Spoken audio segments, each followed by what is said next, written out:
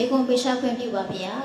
မြတ်စွာဘုရားကိုရှောက်ခိုးတာတော့လက်ခံပါတယ်ဗျာဂုံကျေးဇူးကြောင့်ပေါ့သို့တော်ရွှေကုံဘုရားကိုလက်ရရစ်တာတို့ရေတက်စစ်လောင်းတာတို့ဘုရားကိုဆိုတစ်ချိန်နဲ့ဖူးရင်လိုရစုပြည့်တယ်ဆိုတော့ဘုရားကဖန်ဆင်းရှင်မဟုတ်ဘူးလဲပြောတယ်ဘာကြောင့်ဖန်ဆင်းပြရပါလဲဘုရား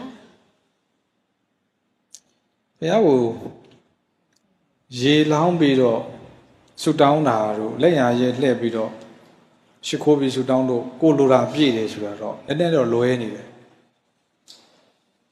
်အဲ့တော့ဒီနေရာမှာကံရဲ့သဘောကိုဦးဇင်းတို့နားလည်ရမယ်ဘုရားကိုရေလောင်းပြီးတော့ဦးဇင်းတို့ကဆူတောင်းလို့ကိုလိုချင်တာရတယ်ဆိုတာရေလောင်းလို့မဟုတ်ဘူးနော်ကိုယ့်ရဲ့အတိတ်ကပါလာတဲ့ကံအကျိုးပေးရမယ်ကံရင့်ကျက်သွားလို့ဥပမာ तू ကလုပ်ငန်းတစ်ခုလုပ်တယ်ပေါ့တပည့်တော်ရဲ့လုပ်ငန်းအောင်မြင်မယ်ဆိုရင်အရှင်ဘုရားကိုတပည့်တော်ရေတက်စီလောင်းပါမယ်ဘုရား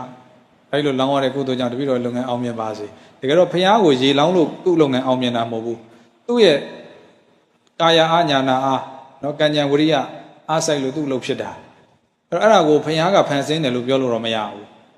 းနော်ဒါဆိုဦးဇင်းတို့အလုံးမလုံးနဲ့တော့လေဘုရားပဲဖန်ဆင်းခိုင်းလိုက်ပေါ့ဟုတ်တယ်မလားအဲ့လိုဒါတွေးမယ်ဆိုပို့ပေါ်သွားပြီလေအဲ့တော့ကောင်းပြီပြောချင်တာကဘုရားကဟုတ်လား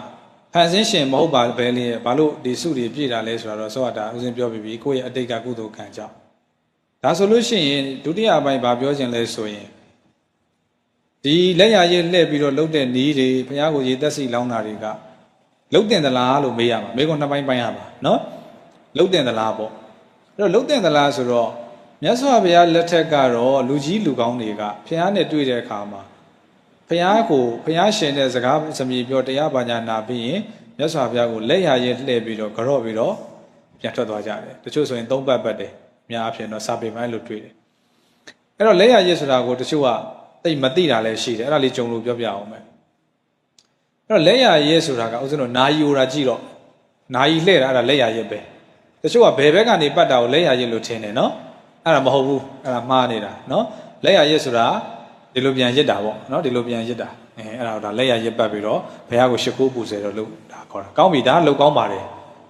အဲ့တော့ဘယ်ဟာကမလုံးသင့်ဘူးလဲဆိုရင်ဦးဇင်းတို့ဒီမြတ်စွာဘုရားကိုရေတွေနဲ့လောင်းကြတဲ့ကိစ္စပေါ့ရေတက်ပယ်တာကရေတက်ပယ်ကောင်းတယ်နော်ဘုရားကိုရေချိုးပေးတယ်ဆိုတော့စိတ်နဲ့ပေါ့အဲ့တော့ကိုလိုချင်တဲ့လောဘအာယုံတစ်ခုခုနဲ့နေပူထဲမှာဘုရားကိုရေတွေနဲ့ခွက်ပေါင်းများစွာလောင်းတာတို့စောင်းနှင်းကြီးမှာကိုတော်တွေးတဲ့ကြီးဝတ်ထားပြီးတော့မြတ်စွာဘုရားကိုရေတွေနဲ့အများကြီးလောင်းတာတို့အဲ့တော့သိအစင်မပြေဘူးထင်တယ်နော်ညံလေးတွေလိုတယ်ထင်တယ်နော်မောင်ရထောင်းဘလို့မြင်လဲစင်ပြေလားအေးကိုယ်တိုင်ကျတော့ရေမချိုးနိုင်ဟုတ်လားအနှွေးတယ်ကြီးနဲ့နော်အဲ့တော့ဘုရားကကျတော့ဗာလဲသက်စီသွားလောင်းနေတာဒါတော့ဒီတို့ဒီနေ့တရားဓမ္မတွေကအသိဉာဏ်ရှိကြပါလေစဉ်းစားပေါ့ကိုလုံးမဲ့အရာတစ်ခုတည်းဖြစ်တဲ့ဤမဖြစ်တဲ့ဤယုတ်တိရှိလားမရှိလားဦးဇင်းတို့စဉ်းစားလေဘာသာရေးအသိဉာဏ်တော်တော်လိုတယ်မိယိုးဖလာနဲ့ဒီမြတ်စွာဘုရားရဲ့ဘုရားဟောစကားတွေတရားတွေနဲ့ရောနေတာဦးဇင်းတို့ဗမာပြည်မှာတော်တော်ရောနေတော်တော်ခွဲထုတ်ရမှာလောကကြီးမှာရှိတယ်လေအတုနဲ့အစစ်ရောပြီဆိုလို့ရှိရင်တိတ်မတူတဲ့ဟာဆိုခွဲလို့ကောင်းတယ်တူသွားပြီဆိုရင်ခွဲရတာခက်သွားပြီအဲ့တော့ဦးဇင်းတို့ဗမာပြည်ပြဿနာအဲ့ဒါဟိုးအရင်တည်းကထေရဝါဒဒီဗုဒ္ဓဘာသာကအုံမြင့်ချအခြေကျခဲ့တာကြာပြီဖြစ်တဲ့အခါကျတော့တဖြည်းဖြည်းအဲ့ကြားထဲမှာအတူလေးတွေကမတိမတာပေါ်လာတာအဲ့ဒါလေးတွေကိုဦးဇင်းတို့နောက်ပိုင်းတခါတခါမှတွေအစ်လို့ထင်းနေခွဲရခက်ပြီးတော့လိုက်အဲ့နောက်ကလိုက်လို့ကုန်တာကဲအခုဘုရားပေါ်မှာဒီဂျိုးပြေးနှမ်းပြေးတွေလိုမှမလိုတာမလိုဘူးဒါဘုရားဟောမှာမရှိဘူးလိုကိုမလိုဘူးဒါပေမဲ့ဘာဖြစ်လဲဘုရားတည်ပြီးဆိုအဲ့စနေတောင်းတို့တနေ့ကနေတောင်းတော့မဖြစ်မနေပါနေတယ်ကဲဦးဇင်းတို့တခါတခါမှတွေကဘုရားပေါ်ရောက်ရင်တော့မှကိုယ်နေလေးကိုလိုက်ကြည့်နေတာငါဘာနေငါစနေသမီးစနေတောင်းကဘာမှလည်းမသိဘူးဆိုတော့စနေတောင်းမတွေ့ရင်ပဲလက်ပတ်ရှားနေတော့တာအဲ့ဒါမျိုးအဲ့ဒါမဟုတ်သေးဘူးနော်အဲ့တော့နောက်တစ်ခုဘုရားဝင်းထဲမှာဘာယုတ်ထုညာယုတ်ထုဘာဘိုးညာဘိုးဆိုတာတွေကလည်းမဟုတ်သေးဘူးဘုရားကိုဘာစောင့်နေညာစောင့်နေဆိုတာတွေလည်းမဟုတ်သေးဘူးအဲ့တော့ဦးဇင်းတို့သောတာပန်အင်္ဂါထဲမှာပါတယ်လေတကယ်သောတာပန်ဖြစ်သွားရင်ဘုရားတရားတန်ခါကိုတကယ်ယုံကြည်သွားတဲ့ပုဂ္ဂိုလ်ဟာအဲ့ဒီအရာတွေကိုမယုံကြည်တော့ဘူးကောတုဟလမင်္ဂလာလို့ခေါ်တယ်နော်အဲ့ဒါတွေကိုမယုံကြည်တော့ဘူးအုပ်ကြက်လူများလှုပ်တာကိုလိုက်လှုပ်တာကိုကောတုဟလလို့ခေါ်တယ်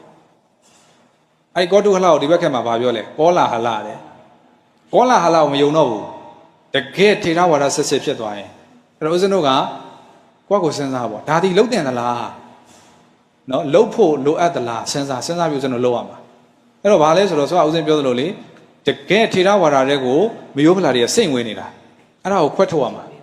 နော်တဖြည်းဖြည်းဒီနေ့ဦးဇင်းတို့အမေးဖြေတွေလှုပ်တယ်ဆိုတာလေအဲ့ဒါပဲနော်ဆရာတော်တွေကဒကာဒကမတွေရဲ့အသိဉာဏ်ကိုဒီမယိုးဖလာနဲ့ထေရဝါဒနဲ့ကိုခွဲထုတ်နေတာခွဲထုတ်မှဦးဇင်းတို့ကကုသိုလ်စစ်စစ်ပြုလို့ရမှာလေအဲ့ဒါအရေးကြီးတယ်နော်